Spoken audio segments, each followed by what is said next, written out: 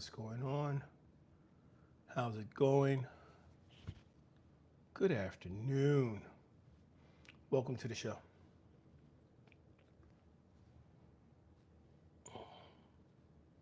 Thank you so much for being here.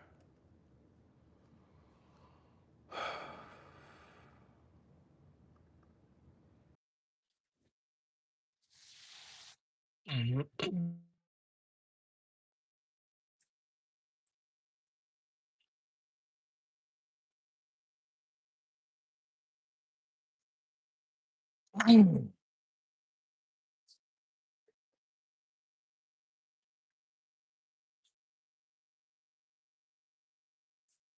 Welcome in, guys. I'm going to try to get a survey up. I'm still getting this put up. I apologize for not having the survey up already, but I do appreciate you guys coming in and joining. Thank you for being here. Thank you for the likes. Good afternoon. Welcome. Today, we're going to talk about fantasy versus faith. Faith or fantasy, guy. And really, it's about how do we take back our life, right? How do we truly take back our life? What do we need to do? What's the process? What's the work that needs to be done? And in taking back our life, what are we really looking for, right? What is the vision, right? What's the outcome? What is the objective to taking back our life? Like, why are we even trying to? So for a lot of us, it's like, oh, I want to take back my life. I want to take back control of my life. But why? Why go through the work? Why put in the effort? Why put in the time? Why do any of these things? And we're going to go over it today because this is just something important. As you guys check in this afternoon, I know it's 12 o'clock in the afternoon here in the United States. I'm not sure what time it is where you are, but thank you for taking the time to drop in. I'm going to go ahead and try to get this survey up, as I said. And let's think about that. Let's think about how to take back our life.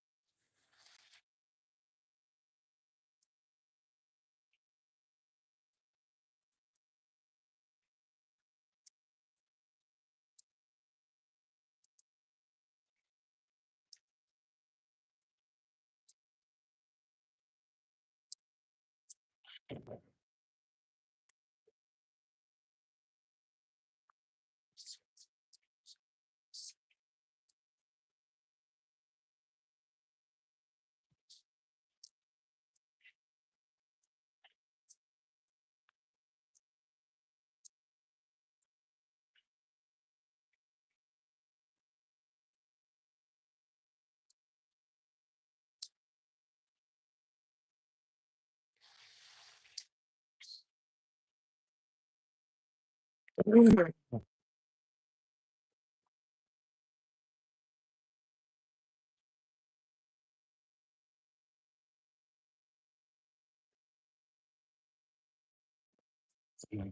What is the welcome in, guys? Thank you again for being here. I'm trying to finish this survey.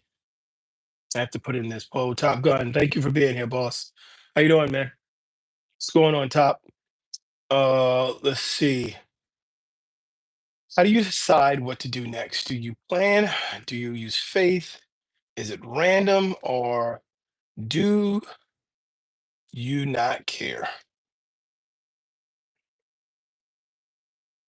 All right, guys, thanks for being here. Thanks for stopping in. Welcome. Welcome to the afternoon check-in here on BNV Finance Fixers. BNV Finance Fixers. My name is Oloropo, and it is my pleasure to be here with you uh, this afternoon. So let's talk, guys. Let's talk. Do me a favor as you check in. If you could let me know where you're checking in from, what time of day it is where you are, that would be great. And I would like to hear from you guys today. I would like to get your input on how do you make the next choice in your life? How do you determine how you're going to get your life back? How are you going to control your life? Right? So these days I pray about everything. Awesome. We should always be in prayer. And as I know, in Wisconsin, it is 11:08. It's 12:08. Well, 12:09 here on the East Coast. Thank you for being here. Prayer is very, very important. It's like so. Prayer is an undeniable part of the process, right? So, how do we know how important prayer is to the process? Well, for my faith, right? My prayer is what I build on. My prayer is how I identify myself, right? Or how I communicate with my calling, with my purpose. Both of those being two different things. So understanding my calling, the thing that I am gifted at, the thing that is my talent, and then my purpose, which is the thing that I'm designated to leave behind to the world. Am I leaving a story? Am I leaving financial freedom? Am I leaving a legacy? Whatever it is that I'm supposed to be leaving here in the world, how am I doing that? How am I going about that process? So, prayer is always a significant part of it. H2R, hey, what's going on? What's going on? Thanks for stopping in. Thanks for being here. Welcome in. Make sure you take a look at that survey question. And the primary topic, the topic or the title of today's talk is how to take back your life. And if you're able to see the thumbnail, and I know for a lot of people, you're probably not going to be able to see the thumbnail, but in the thumbnail, the question that I ask, that I pose is faith versus fantasy. And do we know what the difference is? Uh, Pose an eye opener. It can be, it should be, right? Because there is a there is a large group, right? There's a large group of people who simply take the next action based on whatever shows up, right? Like there is a point in my life where it was just like, okay, what's next? I had no idea what was next, but I just waited for the world to present me with the next thing, and we lose control of our lives that way. I know in order for me to be where I'm supposed to be and to be doing what I'm supposed to be doing, I need to be actively engaged in that, right? We give so much of ourselves away to the world in the form of, well, I can't control that, or, well, that's not up to me.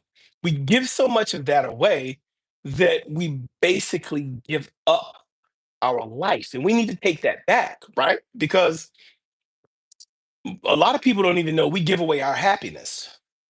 Right? My happiness isn't up to me.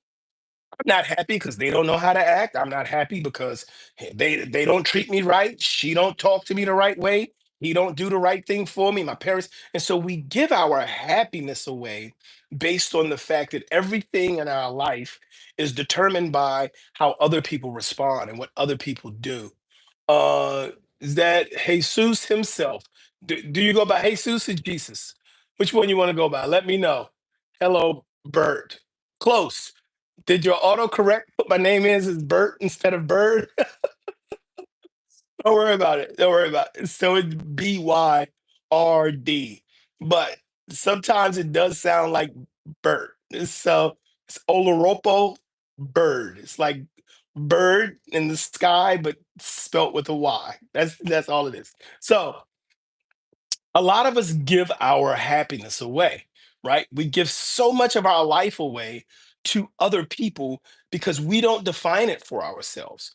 We don't say, hey, this is what my life is for me. This is who I am. This is what I want to see. This is how I want it to be.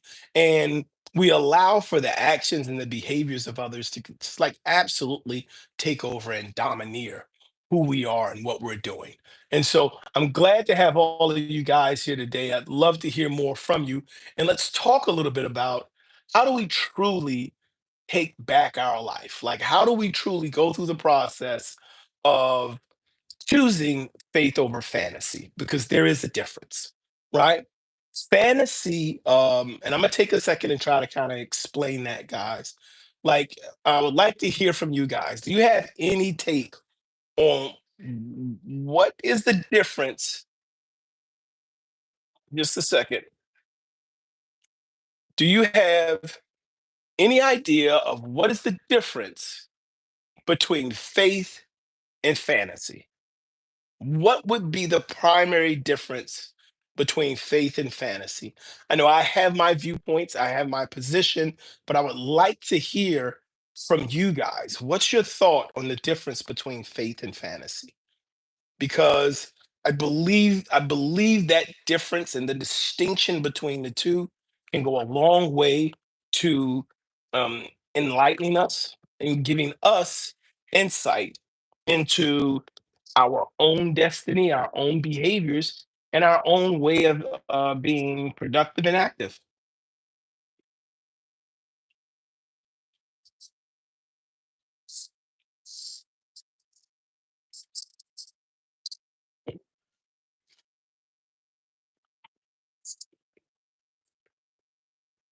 Remember, guys, as you drop in, please take a moment, put down into the chat where you're dropping in from, what time of day it is where you are. Give me a second, I'll be right back.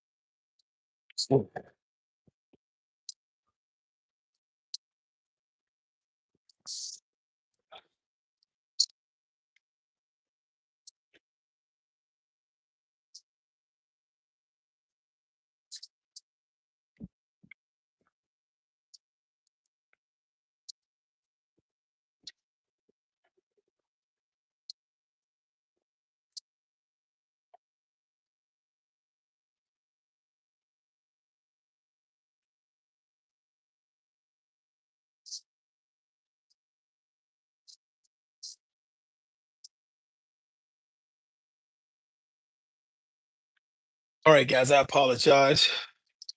Need to get myself a pick me up. So, question: what is the difference between faith and fantasy, people? Oh, miss my whole mouth with that.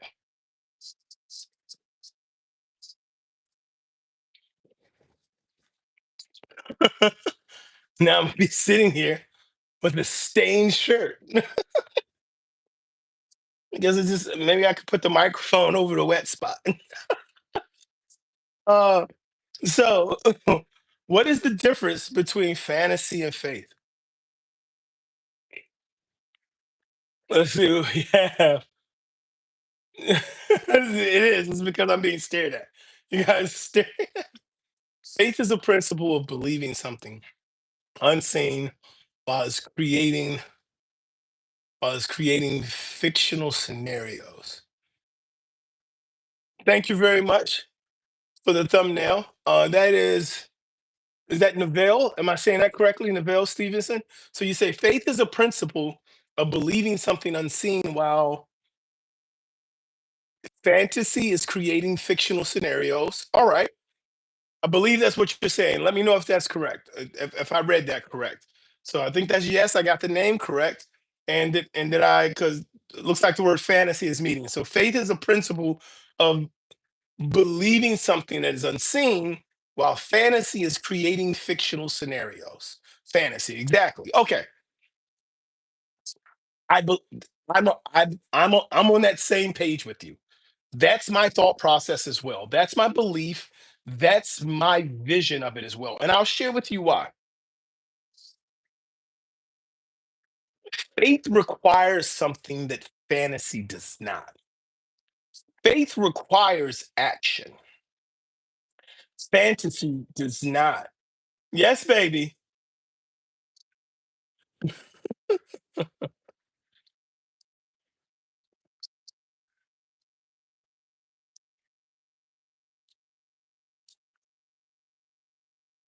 So let's take a look at what that difference is, right? When you have faith that something is in your future, right? Doesn't matter what it is.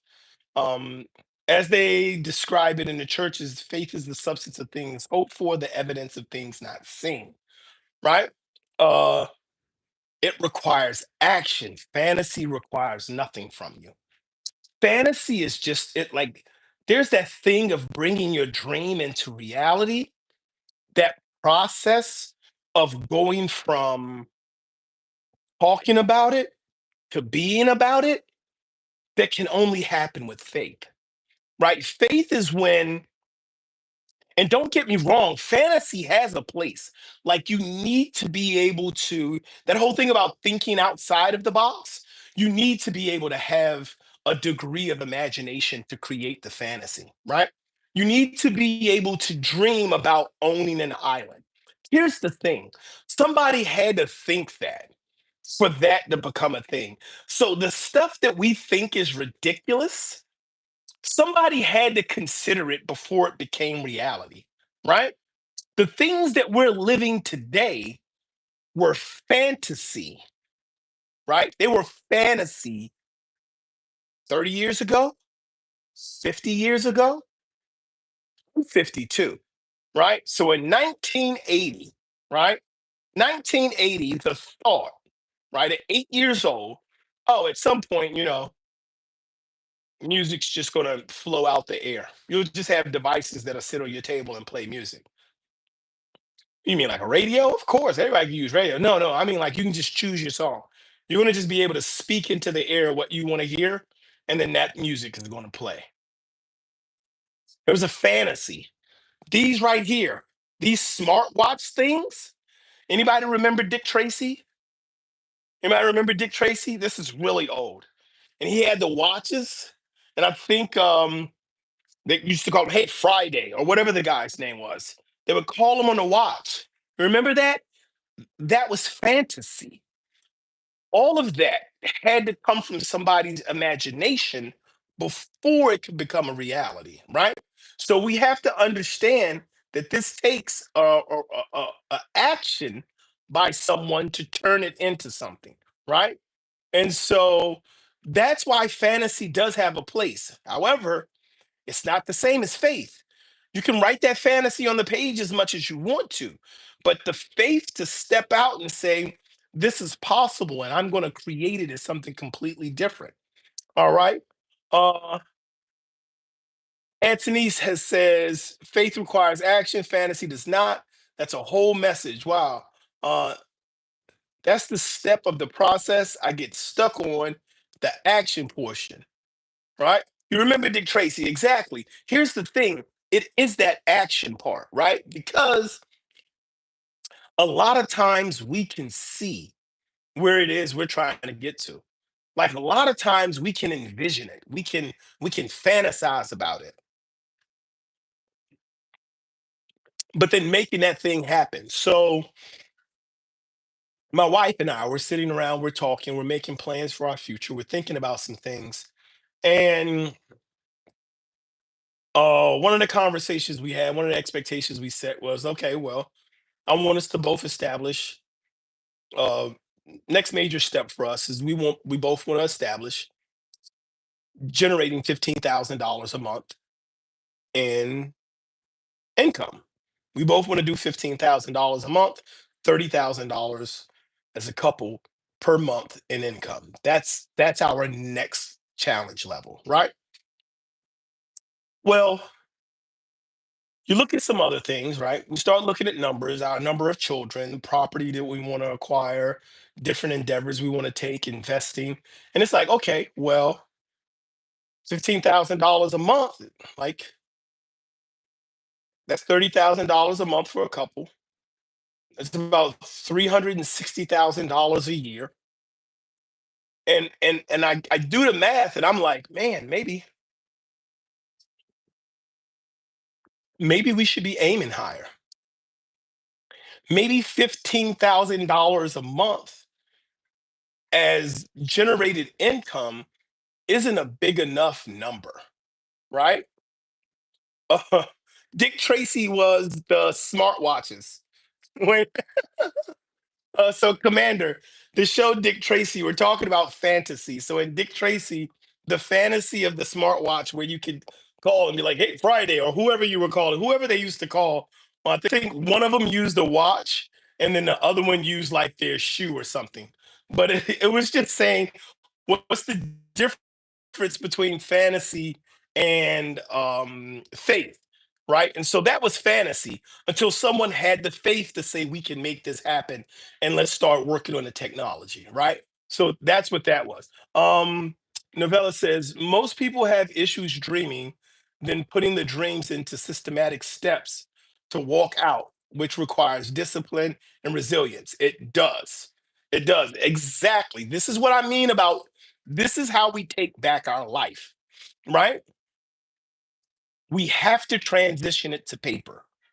And so when me and my wife set this next income level at $15,000 per month for both of us, that's $30,000 for us as a couple. And then that's $360,000 a year. And the things that we want to do, I'm like, maybe that number's too small. Maybe we should be targeting about 25 to $30,000 a month individually, $60,000 a month as a couple, and somewhere around 720,000 to $800,000 a year. Maybe that's what we should be targeting as our next stop. But that's a fantasy until you understand there are people working jobs. Just hold on. They don't own a business. They don't like they're not sitting on the board of directors. There are people who are working, who are being paid. They're not athletes. They're not in the sports franchise. They are working and who are being paid 500, 600, $700,000 a year. Some of them is independent contractors, some of them on salary. And then there are people who are sitting on, excuse me, the board of directors and are part of other companies where 1, 2, $3 million a year isn't strange. It's expected. And so as we start to consider this, it's like, dude, that's not fantasy. Wanting to make that much money isn't fantasy. The inability to figure out how and then take the steps to put it into action is what makes it fantasy for most people. It's not that the thing that we want to do is impossible. It's that we just don't know how to do it yet. This is how we take back our life. This is how we take back control, is because we find out, we determine what we want to do. I don't care if you're building it from fantasy. I don't care if you're building it from something else that someone else is sharing with you. It doesn't matter where it's coming from. The true ability to be able to grow and establish some traction within our life is very simple. And that's the difference between faith and fantasy. Guys, I'm letting you know that when we talk about taking steps and making changes and understanding how the next thing in our life happens, what's the next thing in our life? We can't allow for it to continue to be random. We can't allow for it to continue to be, oh, whatever. We can't allow for it to fall outside of our own drive. We have to take actions, make decisions, create plans, and then go get that thing. Because for a lot of it, you're not going to figure out how to do it until you're already doing it. So how many of us are already making $60,000 a month, $30,000 a month, right? How many of us are already doing it? All right. So if you're making $30,000 a month, how do you get to 100? How many of us are already doing it? And this isn't just a, oh, I'm just trying to figure it out thing, right? If you're making $15 an hour, how do you go from making $15 an hour to $30 an hour? How do you go from making $30 an hour to $75 an hour? It requires for you to take steps and understand your goal and where you're going in order to be able to achieve it. So that's very, very important for growth and for development. And so while we're here and what we're discussing today, right now, is really about how to go, right? How to go from fantasy to faith? What is the difference between faith and fantasy? And how do we use that to take back control of our life? We use fantasy to create the vision. We use our imagination to create where we want to be, what we want to see. And then we use faith to step out and start to work on seeing it. Right. So I got a job at a company. This is a few years back. When I went into the company, at that point, I was doing house flipping. Um, Not house flipping, I was doing wholesaling. And so while doing the wholesaling, I'm like, hey, this is my primary gig. It's doing pretty good. We're bringing some money in. I do want to do something that's going to bring in a more consistent paycheck while I'm doing it. This was a bad idea at the time, but I said I'm going to do this. I should have doubled down. I should have taken the time that I put into that job and put it into what I was doing originally. But that's a whole different story. But I decided to say, hey, I'm going to go take this job. And then I said, how much does this job pay? And they explained how much the job paid, and I was like, oh, okay. You know what? Like this isn't my main thing. Okay, I'll take that from you. That's what you got. I'll take it. Here's the issue. Here's the issue. Here's where I messed up. In taking this job, if I'm gonna take a job, I never asked, "Hey, how do I get to this amount? Does this company offer this much for anything? And what space is it in?" Right? So if you start working for a company and you know you want to make $185,000, $250,000 a year, it's okay to ask that question. Hey, so and what role do I need to be in to make $250,000 a year in this company? Well, this current role does not offer that level of compensation. I understand, and it would be ridiculous of me for you to ask, but for me to ask you to pay me that for this current role. I have an understanding of that. I just want to know what is the career trajectory? What is the career path I need to be on to see that level of income? Why is this important? Whether you ask it directly of the job, you ask it of other people, whether you check the market, no matter how you do it, you can't get to a compensation you're looking for if you don't know where that compensation is. You can't work in fast food and say, I want to make $120,000 a year. And the most that they pay food service managers is somewhere around 60 to 70. You can be a store manager and you're not getting the $80,000 a year and you want to do 110. So it doesn't make sense for you to go into that thinking, hey, I'm going to make this much money by working in this store. You're not. It's going to require a different degree of investment. It's going to require a different level of education, a different level of approach, a different way to attack the outcome that you're looking for. That's the difference between fantasy and faith. You need the fantasy to create the vision. You need the faith to drive the behaviors to achieve it, right? If you don't have the faith that it's possible and you never take action because faith is based on the actions you take, then it'll stay a fantasy. Who talks about, man, the conversation, man, what would you do if you won the lottery? Anybody ever had that conversation? Man, what would you do if you won the lottery? 4M45 says can't focus.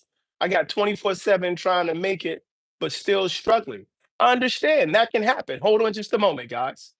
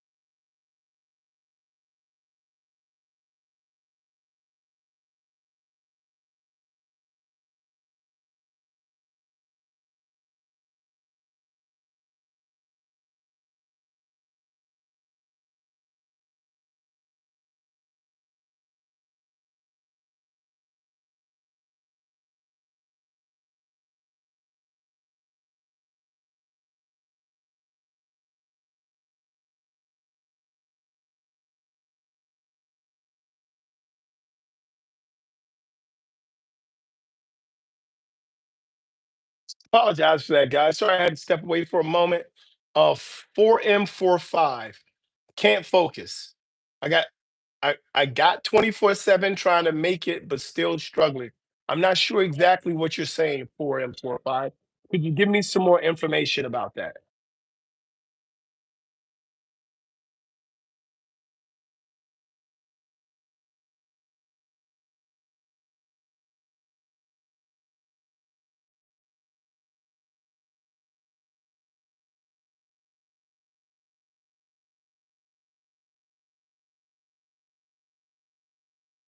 Hold on just a moment. Yeah, hold on just a moment.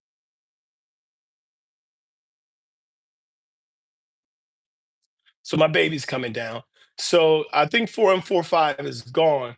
Lazarus says, problem is I have all the creativity to grow my candle business. People love them, but I fail because no income to support the business, for I'm disabled since 13 years old. Okay. So this is Lazarus. Come here, baby. It's okay. Oh, hey guys. All right. The baby's on. The baby's providing support today. Say hey. So here's the thing. Lazarus, without any specific information about it, knowing with the limited information that you've provided here, if it's a business, then get other people to do the work. The quickest way to grow a business, especially if it's creative and people want it and they're asking for it, then what you want to do is you want to invest into the business. So right now, the money comes from people buying the candles, right? So you said the things that you want and you need are already there. Let's see if we get this back up. You said the things that the people want are there, and you have the things you need. Um, the problem I have, all the creativity to grow my candle business. People love them. Okay, so you have an audience, you have people to sell them to, but I failed because no income to support the business from disabled since 13 years. Yeah, the business is the business. The business needs to support itself. And so the way that you do that, excuse me, is by understanding that the business supports it. And the way the business supports itself is by you selling more product. So the question isn't about how do I get more money? The question is about how do I move more product? So you want to grow your customer base. I have candle supply stuff. I can donate. There you go, right there. There's a contact for you right there. Lazarus, for you to be able to get more supplies, reduce your overhead costs. And if you're able to get those supplies at no cost, then you're able to make them available to your customers at a reduced cost or at the same cost and generate yourself more profit. It's just being in the right place, it's reaching out, connecting with people, and then growing. One of the biggest things that you have to do when you understand when you start a business is understand your business is not going to grow by fantasy. It's going to grow by faith. And sometimes that faith means I need to spend more money to make more money. I need to hire more people. I need to do more advertising. I need to take other steps. All right. And there's someone right there. And Miss Tahir, um, what is that? What? What? Oh, is this that's what that must be like a child or something. How are you doing, Miss Tahir? Thank you for coming in. Someone gave to my daughter when she thought she wanted to make candles, and it's just sitting. Reach out, Lazarus. There you go, Lazarus. You can go to the channel. I believe there's an email on the channel, and then you can correct connect. Yeah, you two can get connected just like that, right? And sending that, connecting. And there you go. You're already on to the next step. Problem solved. Now it's about making the candles, getting the product out there, and then taking the money you make from the candles to reinvest in the business. That's how businesses work. You have to invest the money. If you sell a candle and you make money, invest the money to get more candles. Stop living off of your work. You need to live off of the money your money makes. So keep investing money in the business. When it makes money, invest more, advertise more, get more products, sell more product, get more customers, bring on Bring on employees so you can make more candles, teach them, like do the things that's necessary to grow the business, and the business will take care of you, right? So that's going to be some of the things that are going to be necessary. And this guy, so here's the thing, that is in real time moving from fantasy to faith in real time, just happened right in front of us. Yes, baby. That's why you get me. You want the water? Yeah. Go get the water, baby. Yeah. You can't. Okay. So you want daddy to go get the water. You don't want to get the water. You want daddy to go get the water. It's in the fridge. It's not in the fridge. It's sitting right here. Mhm. Let me see if I can get this back over.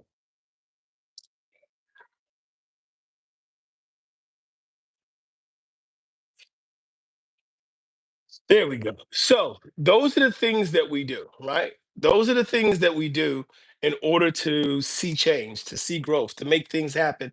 It's simply about taking the actions to move things from being, you got the top, boo boo, to move things from being fantasy to being real. And we do it step by step. We do it one step at a time. All right. So, do we live by these principles on a regular basis? How do we live by these principles on a regular basis? What are the things that we need to do to make sure we're able to achieve it? One of the primary things is just the implementation of discipline, guys. I talk about this all the time. Discipline has four pillars. Discipline is going to be repetition. We're going to follow repetition up with patience, knowing that it's going to take time. We're going to follow that with consistency. That's an actual plan that we put into place that gives us a framework to know if we're moving and growing along the path we should. And we're going to end it off with perseverance. And perseverance is the thing that works on you. It's the thing that lets you know whether or not you're the person you need to be in order to achieve and to acquire the things that have been a part of your fantasy, that have been a part of your dream, and been a part of what you needed to do. All right, guys. And so this is the midday check-in, as you know. I do this a couple of days a week. We're not sure the exact days right now, but I do want to say thank you so much, guys, for coming in and being a part. If you haven't had an opportunity yet, please take opportunity, drop a thumbs up. If you've seen anything that you like, if you've heard anything that can be beneficial to you, I would appreciate that. Can you say those again? The four. All right. So the four is it's going to start with repetition. Repetition is simple. It's just showing up on whatever interval you say you're going to show up on. Just continue to show up. It doesn't have a performance level, it doesn't have an expectation of reaching any goals. For whatever it is, you just show up. If you want to save money, you say, I'm going to put money aside every day, put money aside every day. Doesn't matter. Nickel, dime, quarters, just start dropping stuff in a jar and say, hey, I'm putting money aside every day, right? Um, then the next thing that you want to do is you want to be patient. You know you're not going to fill the jar up with the first time you put something in it. Please stop doing that, young lady. And then after you do that, you want to move on to the next thing, which is going to be consistency. That's the point when you start to give yourself a mark. And so you're going to continue to put money aside every day. You're going to continue to be patient, but now you're going to do it in a way where you have a goal, you have a target. I'm putting away $5 a day, or I'm putting aside $15 a day. Young lady, well, let daddy take it off. Give it to daddy. Okay, let me know when you're tired, and then I'll take care of it for you. When you're tired of trying to do it and you can't get it done, daddy will take care of it. And then once you go from consistency, which is building that plan, all right, you want to give it to daddy, daddy do it. And it's building a plan. The final thing that you're going to have is going to be perseverance. And perseverance is your ability to be able to become the person that you need to be in order to achieve the goal, right? That's going to be the thing that's going to make it happen for you because perseverance works on you, right? So it's repetition, patience, consistency, and perseverance. Correct. No problem. Thank you, guys. Thank you, everyone, for being here. Catch you around next time. And remember, as always, keep showing up, keep blowing up. Keep growing up. Take care, guys. God bless.